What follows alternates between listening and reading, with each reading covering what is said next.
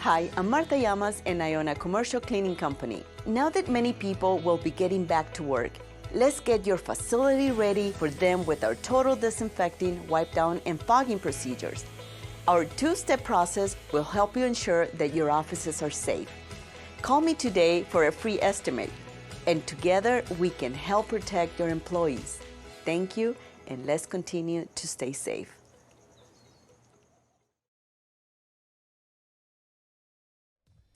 Hey everybody, Pasta Jardula from the Combo Couch, and when I'm in Phoenix, I listen to Hub Radio Phoenix. Pasta, you know you can listen to them anywhere.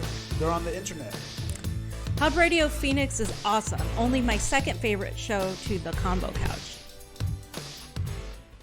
Today, the world is full of misinformation. News stories on the surface may seem real, but under closer scrutiny are fake. Corruption and fraud are everywhere. There's a better political news and information website, BackstreetGossip.com, where you'll find the latest stories and information that's circling the media world. You'll see stories of the day and stories that will be discussed tomorrow. BackstreetGossip.com will provide you with informative content that any reader would be amazed to gossip about. BackstreetGossip.com, providing information from Earth and beyond.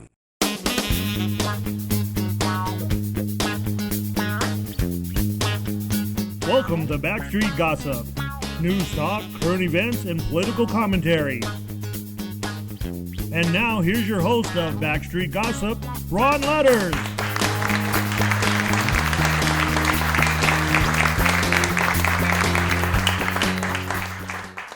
Well, it is Ron Ludders, and I'm here with Mr. Ray Michaels. Hello, everyone. And, man, this good-looking dude and between us here is Walt Blackman. He's our favorite legislator, Arizona State Legislature, Legislative District 6. Yes. And he is running for the Congress of the United States, and we're going to be talking about that. But first, as they always say in radio, these announcements.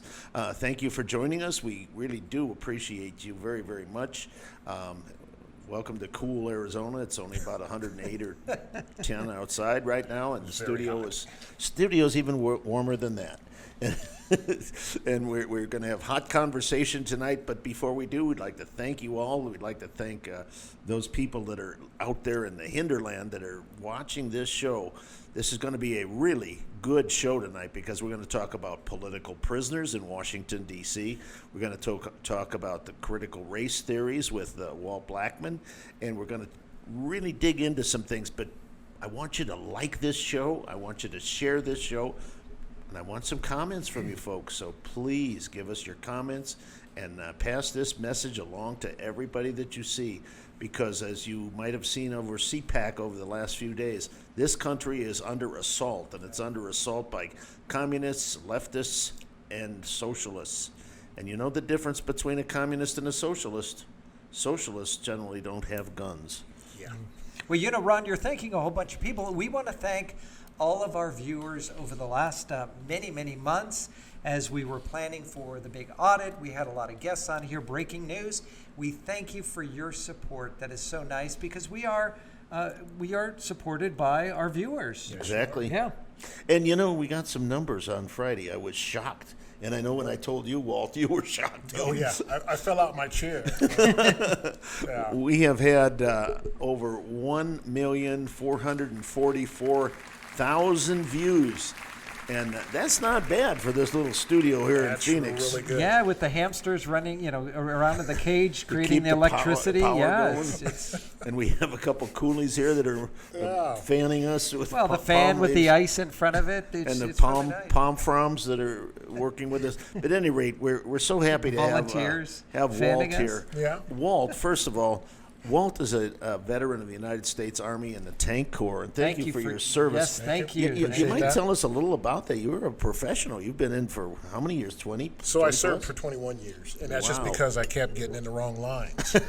You thought it was the chow line. I thought it was the chow line. The re-up. It was the re-up line. They said, go eat over here, and you'll be fine. We'll let you out one day. You get an extra dessert in this Oh, one.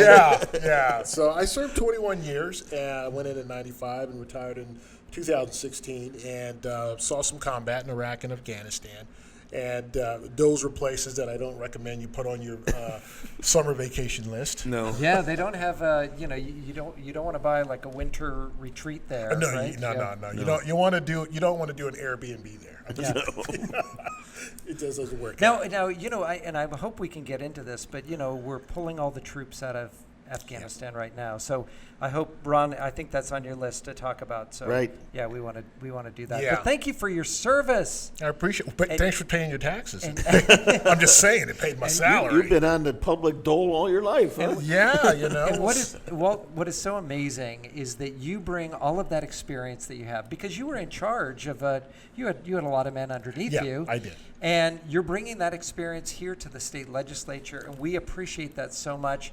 And now you're taking the next step is to represent Arizona. Yes. And you know how important Arizona is. It is. And you're going into the swamp. Now, Yeah. I don't know how much I got time scuba gear. Yeah, I don't know how much time you spent in the swamp in Afghanistan. Yeah, that's. I figure if I could last Afghanistan and Iraq, I should be able to last. There you go. A couple of terms. I'm just going to make a prediction. You're going to get in there, and they're going to put you on some of the committees for the armed forces. I know they are because you have that experience, and you were there firsthand. You know what you need when you are serving your country in those positions. So that's going to be fantastic as well. Yeah, I would like to see a lot more members of Congress actually serve, because they would do just that. They would do their due diligence before they sent men and women into combat. The other part of this, and I want to talk a little bit about the military. The other thing, and I've been really concerned about this, and that is a course in the Constitution of the United States. Yeah. So many people that make laws in the United States have no concept of the laws that they're passing, and that many of them are unconstitutional. And it makes so much sense, and you would think that this is a no-brainer, that they would automatically know that. If you're going to serve, you should know the Constitution front to back, know what your limitations are, because the Constitution was set up to limit the power of the government, not to give you more power. And if they don't know this, I mean, they should take a test and say, are you allowed to do this, this, and this? And if they fail it, they got to take it again. Well, when we don't teach the Constitution in our schools, that's the problem right there. Yes. We're just continuing the problem of that. So we need to make sure folks understand what they're doing. And really, a congressman or congresswoman's responsibility is to get out of the way of the states. Right. That's their responsibility, because states are able to run their own business, and I think the federal government is too much involved in it. Too little of that. And we're going to get into the critical race theory, but I wanted just to take a moment here when we talk about the Constitution of the United States. The critical race theory people are such that they believe that, hey, this country was born of evil, and it's still evil, and it's not.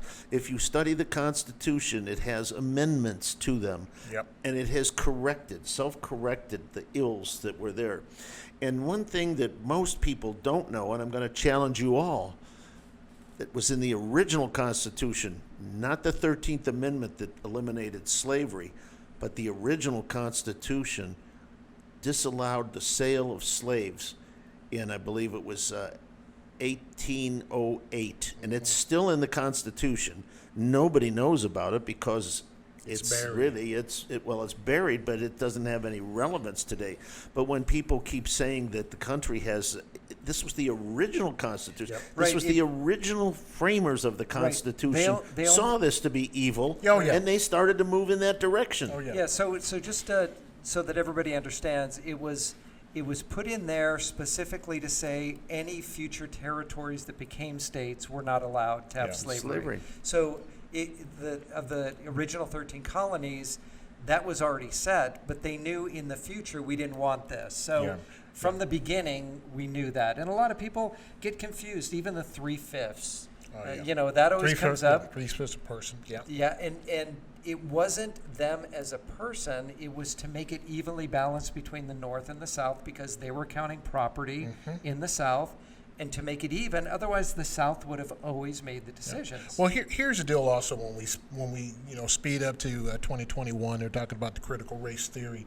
We see that the liberal left, they're doing it. The Democrats, they are running this agenda, but they forget that every single one of them on the 13th Amendment voted no. Exactly, it was a Republican issue. The whole Democrat caucus. There wasn't one Democrat who voted in favor of that. No. It was only Republicans that voted to end slavery. Exactly. So, and yet they try to make it sound like Republicans. Yeah, it's not. And it's so similar to what's happening today, where they're saying we've never said to defund the police. That was the Republicans. That was the Republicans. And I mean, you've heard it, you've seen it over and over and over again, where they're calling for defunding the police. The Republicans stood firm, but now the narrative, and if they say it enough, they're hoping that people will believe it. Yeah, if you tell a lie enough times, people will start to believe it. But it's just not true. Yeah, what they're doing is it's an invasion on our families, our school, our kids, and it's continuing indoctrination of what they are doing to brainwash our kids into this critical race theory. Now, my part-time job in the military, because you get the hey you jobs in the military, you get the hey yous. I was an equal opportunity advisor. For the command group. Yeah, me. Yeah. That was the last job I wanted, but that's a different show. However, the DOD, they actually try to do it right. So they sent me to a course, 10 weeks, called DOMI, the Department of Defense, Equal Opportunity Management. And everything, and I looked at critical race theory. And then I went back and looked at our curriculum. It's night and day. Right. The critical race theory is teaching our kids to hate. And they're teaching them the hate because of something that they had nothing to do with. Right. Okay, a kindergarten had nothing to do with slavery. Right. A white kindergarten. So there's a story out in California.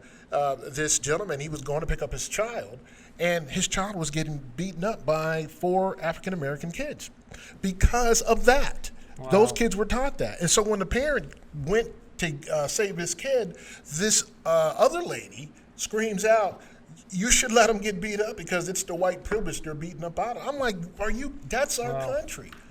It's a matter of taking God out of the equation, because we, according to the Bible, we are fearfully and wonderfully made. God made me this nationality, this color. God made you this. Ron, God made you the same way. He made one mold of Ron. Yeah, threw it away. So let's just do one. Put that aside. But critical race theory, you can actually say that it's mocking God, because if God made you a certain way and somebody doesn't like that way and you are being punished because God made you a certain way, isn't that a mock? Right. Here's my answer to all that, and I've used this many, many times, and we're very fortunate here. Walt, you'll be amazed at how many black people come in here that are Republicans into our offices. Yeah. And by the way, you don't know, but we have Trump flags out front. We're pretty conservative. You know the office if you drove you would by. know. Yeah, you would not get lost. You would not get lost. You just make a right turn. Right turn on Bell Road, and we're You got the books, you got the T-shirts, you got the movies, exactly. the envelopes, everything. But you know, the one thing that I've asked all my friends, no matter what race they are, we have a lot of brown people. Right down through one of our sponsors, some Latinos, and you've seen Martha on Martha's a Latina, and and she's a very good, strong conservative. You can't get much stronger. She's probably more conservative than you or I, Ray, and she's right there.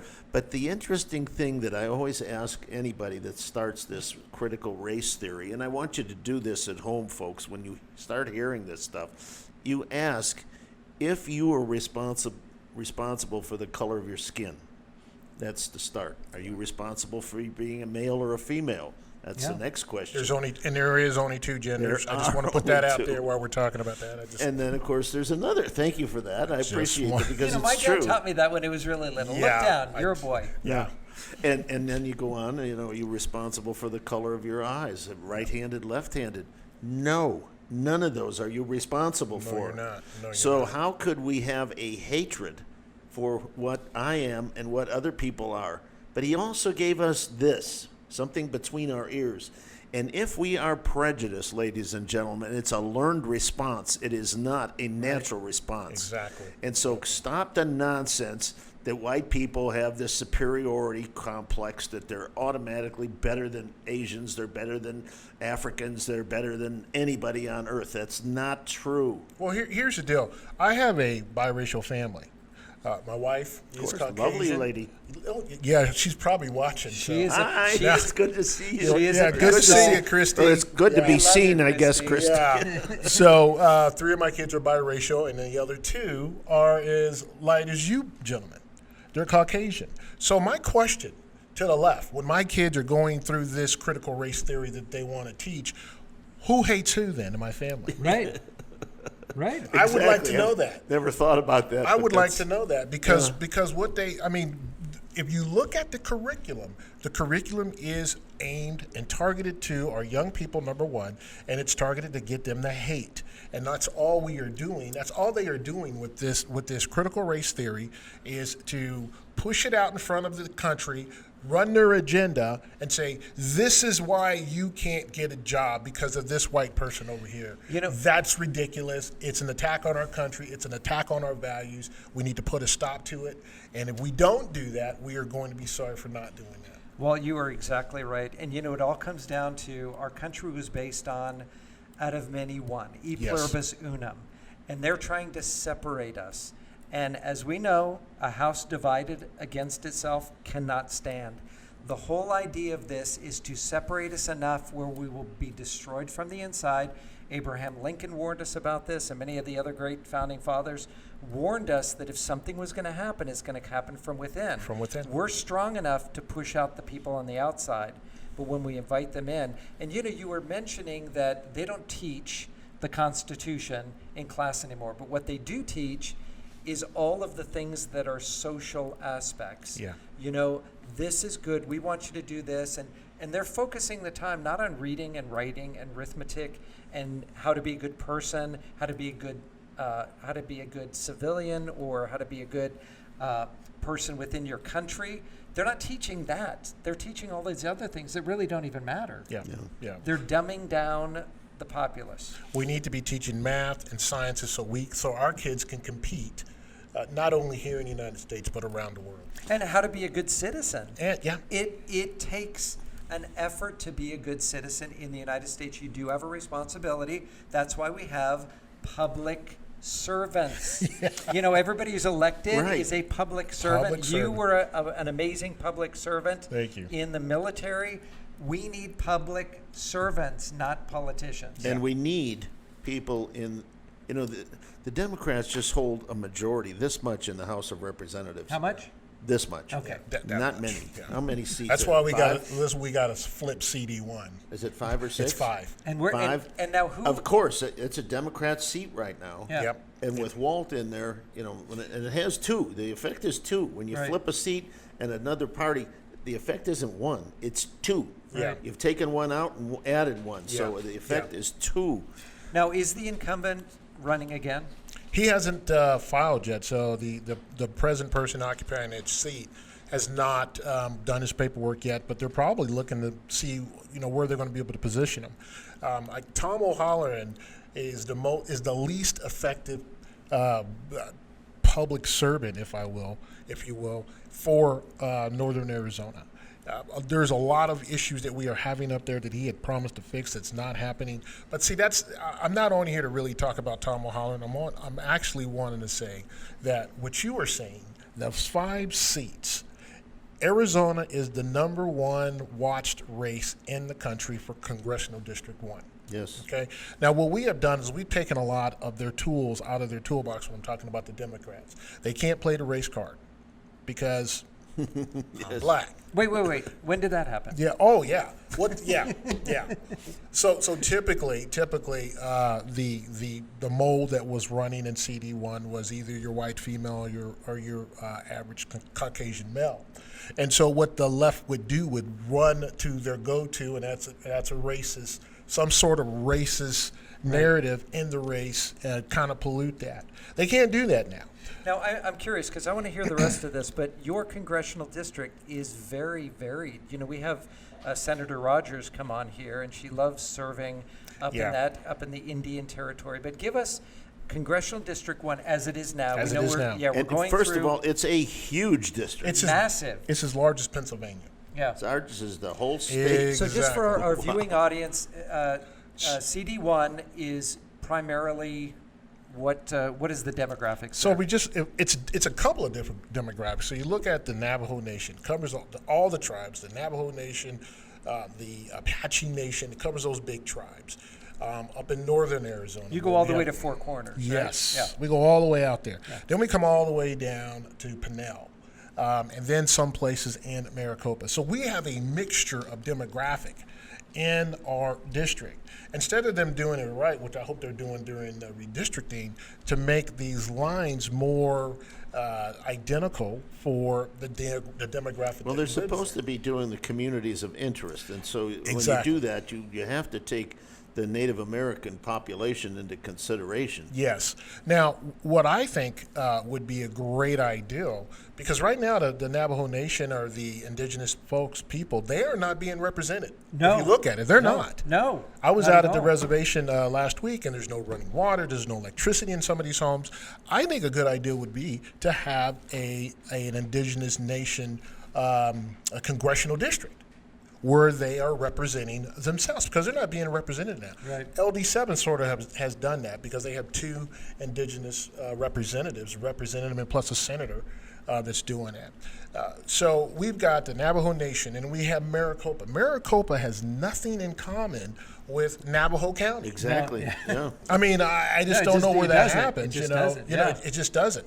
And Pinnell has nothing to do with Navajo County or Maricopa, except for it's rural. But rural areas are different all over the country. That's high desert. We're low desert here. Yeah. They have some beautiful mountains. I Yeah. mean, some of the White Mountains are just phenomenal. Well, a lot of areas that need to be protected as well. And if there's not proper representation Canyon for them, de Chelly up there is one of the Yeah. most beautiful areas. Wheatfield Lake up on the reservation are beautiful. So have you found that other legislators who have served in that capacity, that they've actually gone out there like you have to the Navajo Nation, to the rural areas, and said, what are your needs? How can I best serve you for the state? Do they do this, or they kind of just put their name out there, send out the flyers, gather the money, and I saw the TV ads, but it didn't look like the Navajo Nation when I was watching the TV ads. I'm just saying. there's actually parts of New Mexico that Yeah, I'm were like, shot in. that's Sedona. That's not the Navajo Nation. So, Big difference there. I don't know if other people are doing that, but we've been going out there for years.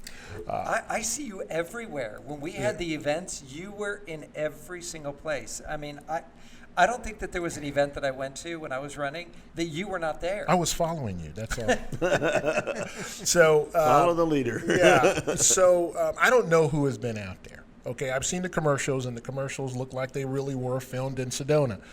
Somebody went into their backyard and filmed it. Now, what's going on in the Navajo Nation that folks really need to understand is that the money's going to the top. They have millions of dollars of COVID dollars, of infrastructure dollars. That's going to the top, but it is not trickling down. They have a water issue on the Navajo Nation where their cattle are dying because they don't have water. Folks have to carry their water in buckets into their homes. There are a lot of outhouses behind homes, and the electricity is out in most areas of the Navajo Nation. Now, if I'm on the Navajo Nation, and I get this guy that comes out every 2 years and says, I'm going to do this, and I'm going to make sure you have electricity, and by the way, vote for me, and then leaves and doesn't come back, I think I wouldn't vote for them again. Here is the fix for that right now. They have windmills, and we're talking about for power to run water. They have windmills that all they need to do is fix them. And I'm talking to some of the residents out there. If the government would go in and fix their windmills, and make sure that they are able to run those pipes from the casinos to some of these homes and some of these troughs that the cattle have to raise, they will fix some of those problems. However, the problem is at the top. It's not where the people are.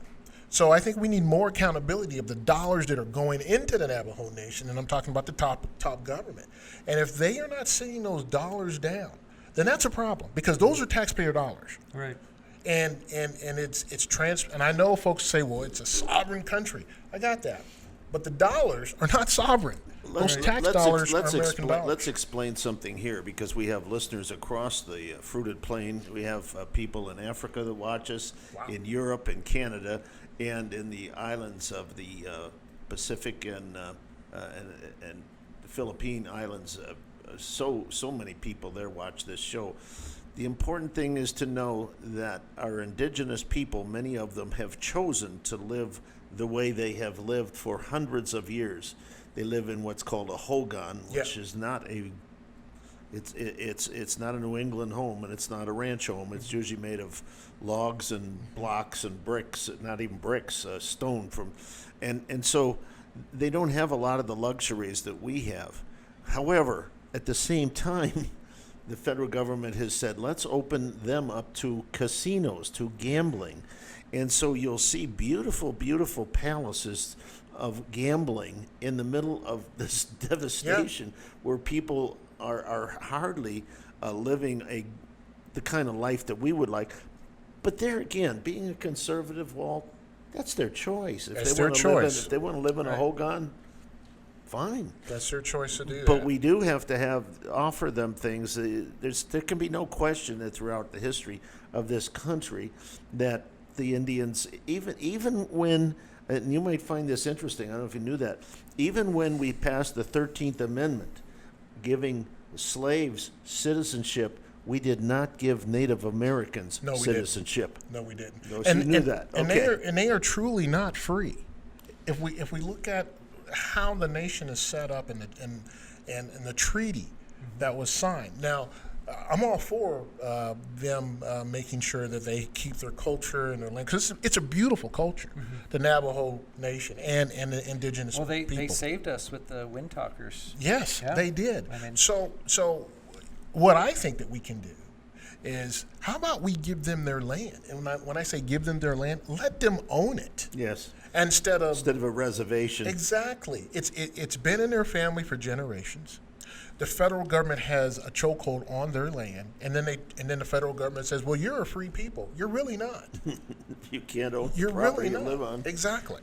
It's totally against the American dream. So how would that work? Does the government just have control over their land even though they live on the land? So actually, the leadership in the nation, whatever the Navajo Nation, they have control of that land. Now, there are some areas, some small and in between folks will actually own that piece of land. But for the majority of the people out there, they don't own it. The government owns it, but Big Brother is back here at the federal government pulling the strings. So what would you, and I know that we have a lot of other things to talk about, but would you, as the congressional representative there, would you try to work with the higher ups in each one of the nations and come to a term that the federal government and the state government and the people on the Native American land would come together to benefit the entire populace? Yeah, I mean, I've been doing it anyway. I've been out there working with the leadership and working with the. Well, some of them are in your district now. Well, they're not.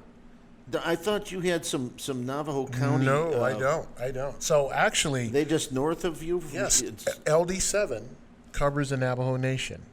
And that's right next door. And you're in LD6. I'm in LD6, so we're everything south of the Navajo Nation. But you still have been working with them. Oh yeah, I mean, because they're our neighbors. Yes. I mean, and they're Americans, and their culture is. That's the wonderful. key word here, and I like that you've said that, Walt, because in all of the things that we've talked about in terms of Black Lives Matter, in terms of some of the things that are going on with critical race theory, we seem to somehow forget that America is something very special. It is. And as Ray has pointed out, you can go to Germany, but you're not a German. Yeah. You can come from Germany to the United States, but you can become an American. Yep. And the reason for that is very simple, because America is an idea. It sure is. And it's an idea of freedom, liberty, and justice for all. And so it's not in your birth. So what it's if your what if, decision? What if we, right here, the three of us, we decide instead of BLM, we just change the B to an A and do ALM, American Lives Matter. I really like that. What do you think? I like that. You might use that on your American Lives Matter, but it's true. ALM. It's true, and I mean, but that's another story about Black Lives Matter, in my opinion, of the organization, because we have a lot of young black folks that are ending up in prison. Our abortion rates are so high, it's crazy. Black lives. And births out of wedlock. And fatherless homes. 70%. But I think we can do a better job at the federal level with the nations and the indigenous people if we actually give them ownership of their lives. I agree. And I say that, and I say lives because most people think it's just property, it's just things. Well, it's life. It's liberty, and it's the pursuit of happiness. Exactly. If they pursue happiness, because originally it was property, but they just said, well, pursuit of happiness is having property. If they're missing that integral part of the triad, that's something that's really important. And I'm glad you brought that up because I don't hear anybody else talking about these very, very important issues here in the state. But Walt, you are here. You're running for CD1. Yep. You are bringing up some very valid points that I haven't heard any other candidate talk about. It just floors me when I see candidates or past candidates that run for CD1, and their only narrative is, "Well, I'm part Native American." I'm like, come on. Let me ask you a question. I'm Native American myself. Were you born here? I was born in Portugal. You were born in Portugal. On an Air Force base. Wow. Air Force. Oh my God. Have to talk. It's a great. Army. I thought you were an Army brat. Now you're an Air Force brat. My dad was Air Force. I know he fell asleep at the wheel. I'm still counseling him on that. He did 26 years in the Air Force, and I was born in Portugal, Lajesville, an Air Force base. Is that near Lisboa? You know what? All I know it's near Spain. That's it. Okay. All right. It's in Europe somewhere. It's in Europe. Most of Portugal is near Spain. It's in a little Europe. country. Yeah, Portugal is like that edge. But I think I know that we need to give these folks their lives back. I agree 100%. Ron, what do you think? I agree. Yeah. That's the beauty of America. You've become what you wish to become. Yeah. That's The right. opportunities are here. That's the whole thing. You need to have the opportunity, and I think you'd make that happen up there in CD. Absolutely. CD1. I'm going to do that. Pretty awesome. All right, so we were talking about the schools. We were talking about what they are teaching, what they should be teaching, and now it comes to a big, big issue: critical race theory. and the governor just signed some legislation that said no, we're not going to be teaching critical race theory. A lot of people they're not familiar with what it is, how long it's been tried to be pushed, and really the only reason why we know what's going on in the classroom right now. And it was kind of a blessing and a curse was because of COVID, they didn't go into the classroom. So they had to have it online. The parents are now monitoring what's online and they're saying, what is that? What are you teaching my child? Exactly. And this has brought it now up to the surface. I think Mark Levin's book that just came out today, he goes through that whole process of how this has been enlightening for everybody. And the woke culture, I think the conservatives are becoming even more awake on what has been going on in the classroom. So please enlighten us on what you know about this, being in the legislature, what you presented for the governor to sign, and what the overall feeling is right now for the state of Arizona. Well, first of all, my hat's off to Governor Ducey for doing that. Yeah. I mean, that took some. That was a gutsy move. It was. I know a lot of folks don't like him, but that was a gutsy move. He did the right thing. He did the right thing. Yeah. The deal is we signed we pushed the bill up, which I am a co-sponsor of and supported the bill, to not only not be able to teach this in the classrooms, but also to state employees. And the reason why that was happening because universities fall under the state. And we know the left, if they can't get in their narrative through K through 12, they're going to try it when they are out of high school and try to teach it in the high school classes. So does this encompass all higher education as well? What he signed? The state the state supported ones. Now the private ones, no, it's not going. Okay. It's not going to. But I don't think we're going to see it a lot in this private university. But here's the deal. So this is 0 through graduate. Yes. Okay. But here's the deal.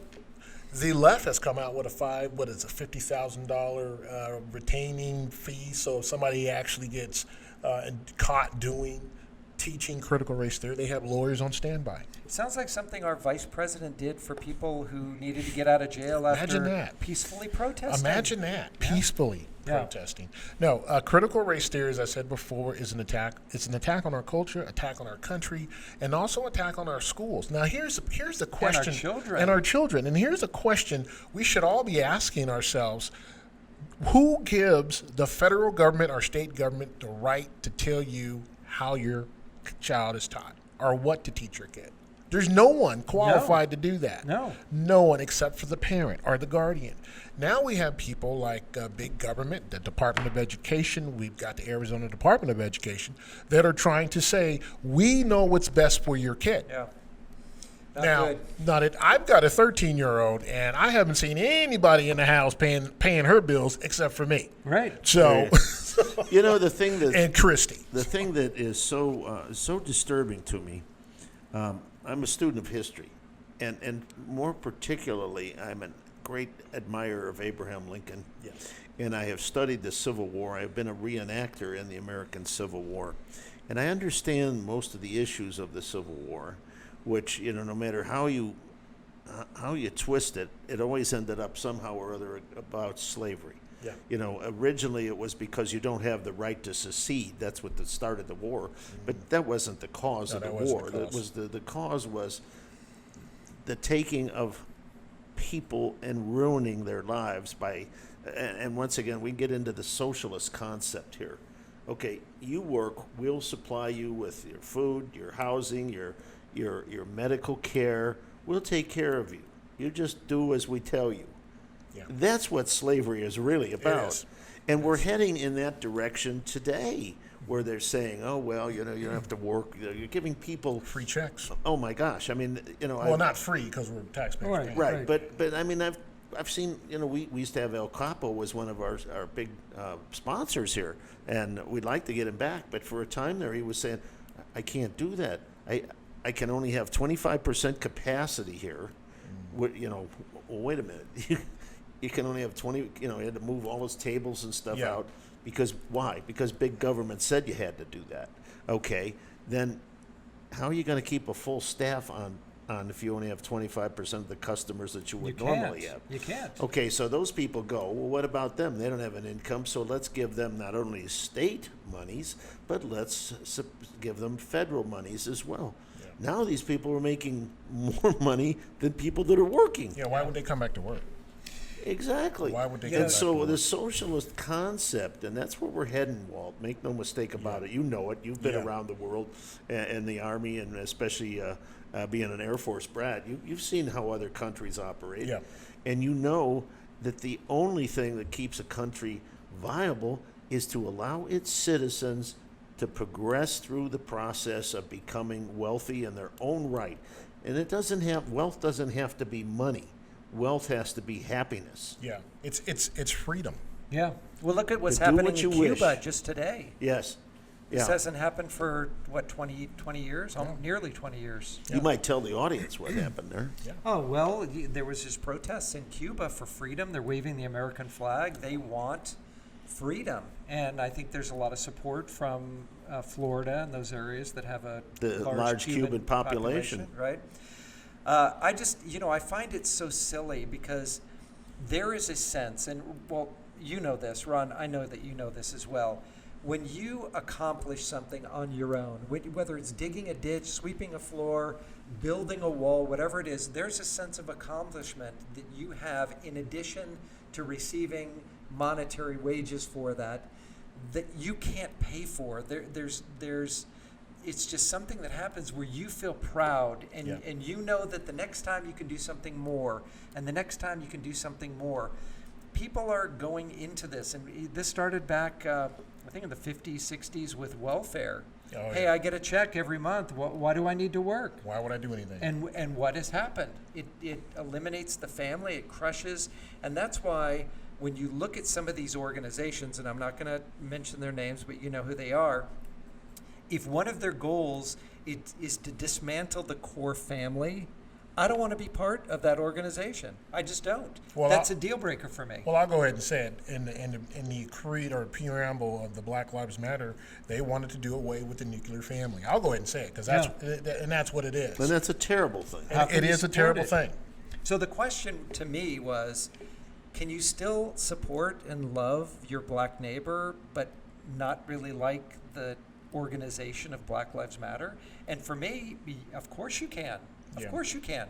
Because I can love anybody, however, I don't need them to tell me, exactly, you need to do this and this and this, otherwise you're really not doing it. No, I will do it in my own way, and I will love my brothers and sisters of any color, my American friends, my European friends, my world friends, in the way that I see fit, not necessarily in the way that they tell me that I have to follow rule number 1, 2, and 3. I believe that that's the case. Well, first of all, we're all Americans. Everybody, ALM. And we've already discussed that. We believe in what we believe. That's what makes us Americans. It's not a question of our ethnic background that makes us Americans. No. It's because we believe in individualism and we believe in freedom and liberty. True freedom. And that is the key. You know, we talked about this too. If you come to me and say, will you defend my individual rights, liberty, and freedom? I am behind you 100%, no matter who you are. Yep. If you come to me collectively and say, our little group want you to defend our freedom, their ideology. I'm not going to support your group because we live in a country of individual rights. You know, individual freedoms and liberty. When I went to combat, I didn't think about just defending the country of Black Americans or Latino Americans. Right. I didn't do that. And I would dare say none of the folks that I fought with went into battle with that sort of mind frame. We went in to defend our country and the people in it and the United States to protect freedom. The Constitution gives us that right to be covered under freedom. And then when we go into battle, we protect the Constitution and the people. We don't go into battle. We didn't go into Iraq or Afghanistan. We're just going to protect Black lives. We are going to protect Americans. Mm-hmm. And that's where we need to come to. When Joe Biden got into office, he says he wants to bring people together. He forgot to say that I want to bring Americans together. Right. I want to bring everyone together, regardless of their ethnic background or their political ideology. Right. And if we are Americans first and put America first, we can do so much. And if you look at it, I don't know if you're grandfather or grandfather. I'm not a grandfather yet. I better not be. My sons are watching this. Hear I that, better boys? not be. However, he means it. He's a sergeant, man. You better be careful, guys. Everyone pretty much wants the same thing for their children. Absolutely. Give them a better life than we had, and their grandchildren. Why are we setting these kids up for failure? Well, you know, let's take a look at not only the Black Lives Matter, the critical race theory, but let's look at communism and socialism. How do they thrive? How do they grow? They grow through dissension. Yep. If people are a happy people and they're not dissatisfied, they live in harmony. Yep. Now, when do you not live in harmony? When people start agitating and pitting, oh, well, he's black, you're white, you guys can't get along together because or you make more money than I do. Exactly. Yeah. And you're white, so I was born disliking black people. Now, how is that possible? I don't know. But we're told that through this critical race theory, through this 1619 project. If the truth were known, most of the African slaves were captured and sold by Africans. By other Africans, yes. And they'll leave that part out. Yeah. They will leave that part out. Now, if you're a fan of David Barton from Yes. Wall Builders, you know, he has the largest private collection of Founding Father documents, letters, correspondence, only second to the Smithsonian. Now, he's got a whole collection of the American Heritage series. He said that the reason why we started the war, what the last straw, the straw that broke the camel's back, was that they were in a big group and some of the British soldiers came in and a man was shot right there. And they said, you know what, this is it. We're going to fight against the British no matter what. We're going to take this down. And that man just happened to be a black man. A black man. Yep. We started the American Revolution because a black man wasn't treated correctly. An American black He was man. shot. An American black man. An American, and they fought alongside other countrymen during the Revolutionary War. Right. Right. They did. So Trying to there's remember there's his a lot name. of What was it? history. Christopher Atticus. Christus Addict. Yeah. So if you don't know American history, which they're not teaching, if you don't know why the Constitution was written in a certain way, which they're not teaching, you won't know these things, and you will believe whatever they have to say. And that's when we need to stand up and say, no, that's not the truth. We want to hear the truth. Because if we don't follow history and if we are not an educated people, we will not be able to self-govern, and it will be so easy for somebody to come in and just say, I'll take care of you, just follow me. But you know what? Consent of the governed. I don't consent to any of this. No. You know? And Ray, one of the things that's really interesting, because a lot of people don't know this, and you watch a lot of the old Shirley Temple movies, and I'm trying to remember the guy Robinson, the dancer. What a phenomenal dancer! But he always played like a lackey, like he was dumb because he was black. I mean, he had such talent. I mean, the guy was one of the best dancers ever. And if you look at, I'm glad you said that. But if you look at the media today, how do they portray the man? Oh, the same way. Look at that. Yeah. They portray the man as this knuckle dragging, goofy, beer drinking, guy, not so very smart, making mistakes. I shouldn't have done it. Now, the men in my life that mentored me, like my grandfather and my father, they were far from that, and the left is pushing a narrative on the American people that through hate, through that men are knuckle draggers. Demasculation. Demasculation. And they are stripping away self-pride. And they do that by stripping away our freedoms and self-pride from being Americans. Right. They don't. I really think that they hate this country. Yeah. Well, Walt, it's really interesting. Many of the black people that I have known in my life, and I did grow up in a lily white community, I'll admit to that.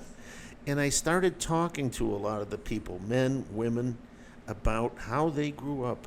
And those that had a nuclear family were very strong people. Yeah. And their parents taught them good religious values, respect God, respect other people, work hard. They put such great... And today that is in shambles. As they had said, 70% of the black community's children are born out of wedlock. Yeah. Well, they said to have a good work ethic is racist. Oh, they said that. That's racist. I don't know how. Well, the whole thing is a narrative. If they can convince somebody, it's like you're wearing the Make America Great hat. Oh, I know people are flipping out now. We love that, yeah. And the thing is that America is great. Look what we did in 245 years. Yes. I mean, in the first less than 200 years, we went from covered wagons and horse-drawn carriages to putting a man on the moon in less than. It was a 5,000-year leap. It was a collective push. You mentioned putting a man on the moon.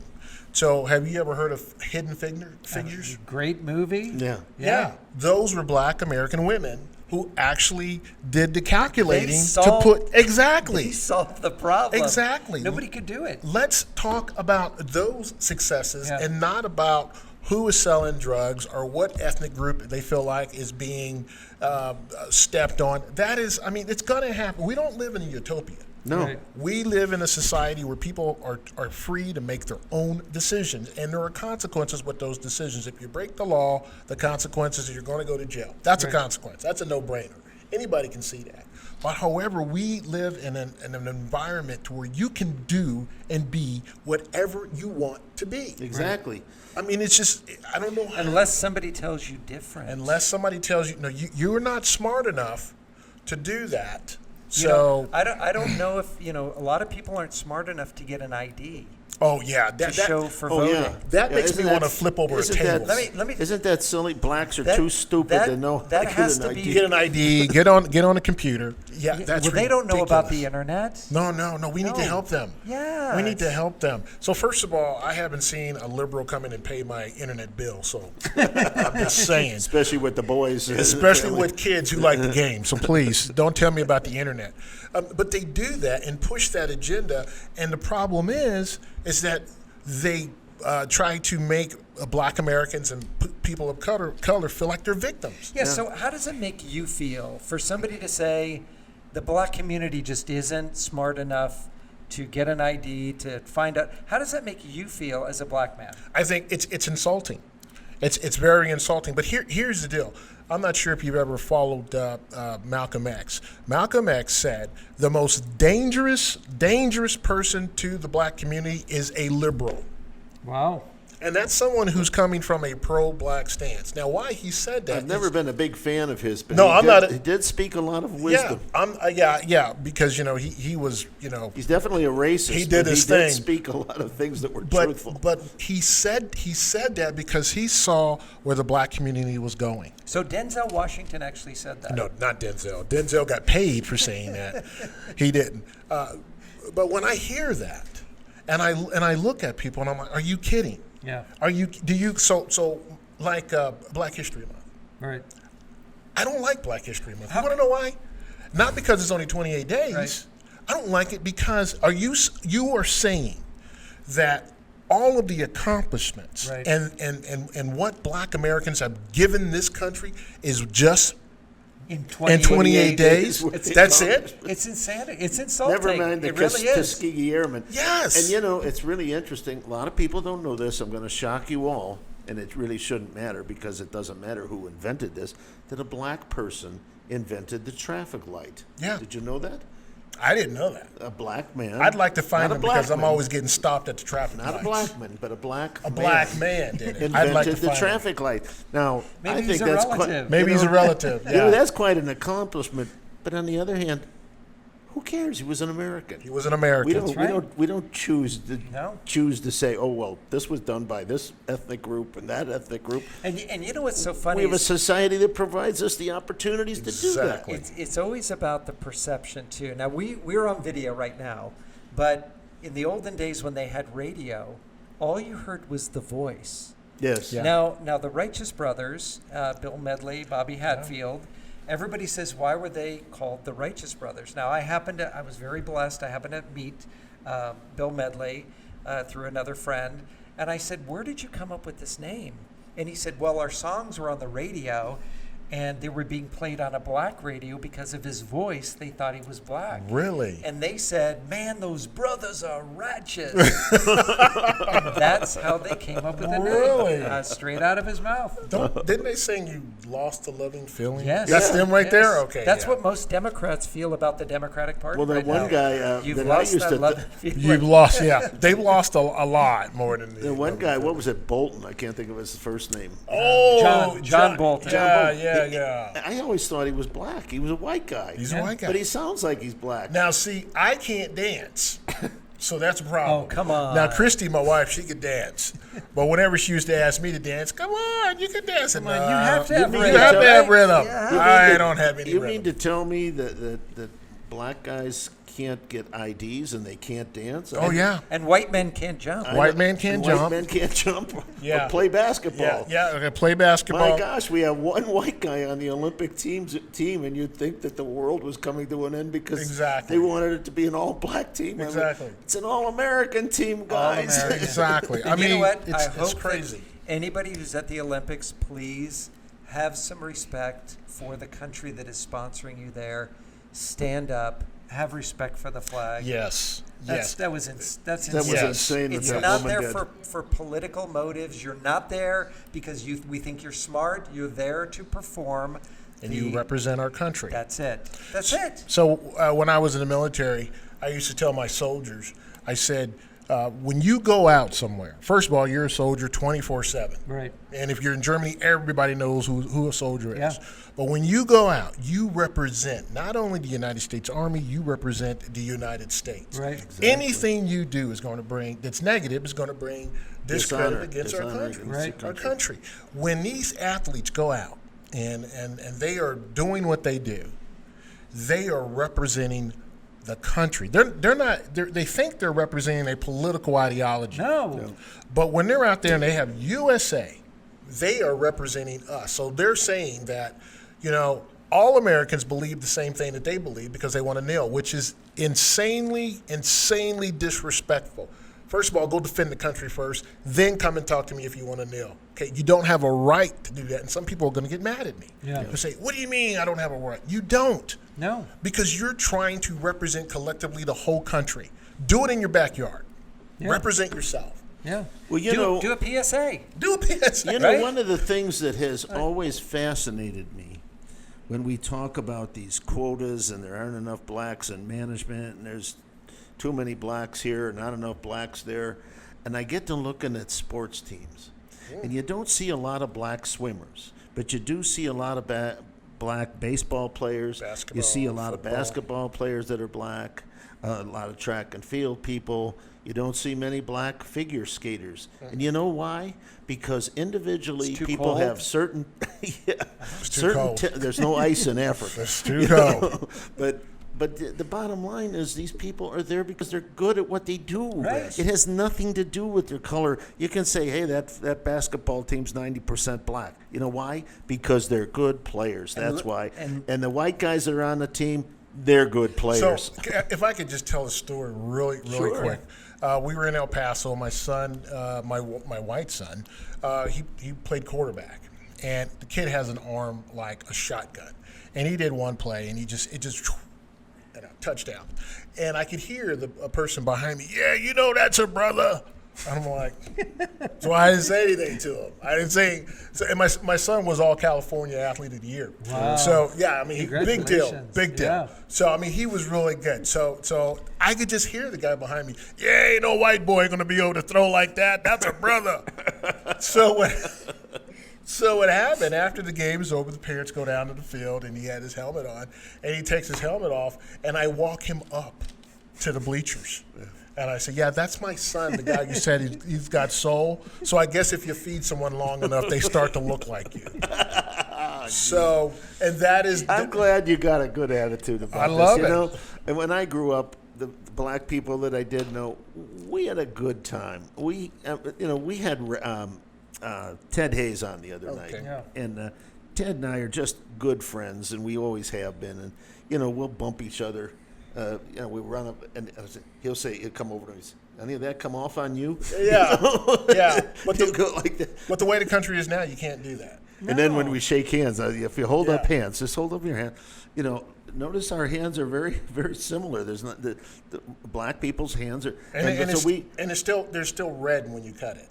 yeah, it still bleeds red light. I'm just saying. But when we shake hands, Ted will always say, "Oh, some of that came off on me." Oh, my goodness. So I mean, we have a lot of fun with Yeah. race, Yeah. and we don't think anything about it. I mean, I'd give anything for Ted. He's just a great guy. As long as somebody can do their job, and He's very good at what he and- does. and it doesn't matter what their ethnic background is. No. Yeah. As long as they can do the job and they are competent to do that, then Walt, that's what I know that matters. everybody who's watching right now is saying, Walt Blackman, we want him to represent us. How do they get in touch with you? Well, that's what I was just Where's going to the say. We're website? running short of time here, Mr. Neal, and so we're going to have to close soon.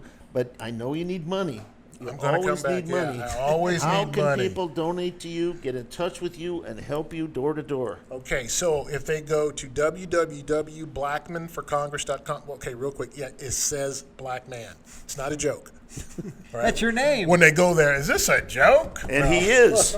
No, you go to www.blackmanforcongress.com. That's where they can donate for us. And of course, we are sending out emails. Of course, you got one today. I did, yes. They can go to that site and you can donate. Now, here's the important thing that I want folks to remember. If you are watching this and you're not in Arizona, you're in another part of the country. Yeah. This is the number one. This is the number one race in the country, Congressional District 1 of Arizona. People are watching this. We flip this seat back to Republican control. Then what's going to happen is conservatives across the country, it's going to be that domino factor, and those other 4 seats will definitely go. And we with will it. take over the House and have the Republican Speaker. Exactly. So just because you don't live in Arizona does not mean that you can't contribute to my campaign. But what you are doing is contributing to a war fighter, somebody who's not just going to fight for Congressional District 1 in Arizona, but for all Americans. And I've done that my whole entire life. I'm looking for an opportunity to do that for you wherever you're at. All right, now, Walt, I'm going to give you just a couple minutes here because I know that Neil's going to go to break. You sitting in Congress representing the state of Arizona, what is your laser focus where you said, Arizona is my key, and here's what I want to do when I get into office? I want to catch rural Arizona up with the rest of the country, because we have so many resources in rural Arizona that can help the rest of the state and the rest of the country. We have so much talent, but we need to get rural Arizona where we need to be. Number 2, the border. That's important. We are in a border state. 6,000 people cross that border every single day. And that is a clear and present danger to not only Arizona, but to our country. And then we need to do away with these giveaways. People, the giveaways are temporary. But when you give a person an opportunity to work, and you said it, do their own thing, that is going to motivate more Americans and more Arizonans, and that's what I want to do. That's why I'm the best fit for this job, and I'm a leader, I've been a leader, and I'm going to lead Arizona. That is Representative Walt Blackman. And we have a little music. One more time, the email. www.blackmanforcongress.com. You spell out F-O-R. I'm sorry, not your email. That was your website. You're listening to Hub Radio, and we've had Walt Blackman, one of our dear, dear friends. And you come back anytime. Thank you, sir. You're always welcome on this channel. Appreciate that. Now, when we come back, we're going to talk about our American political prisoners being held in Washington, D.C. Do we have a dual judicial system? Don't go away. You're going to find out.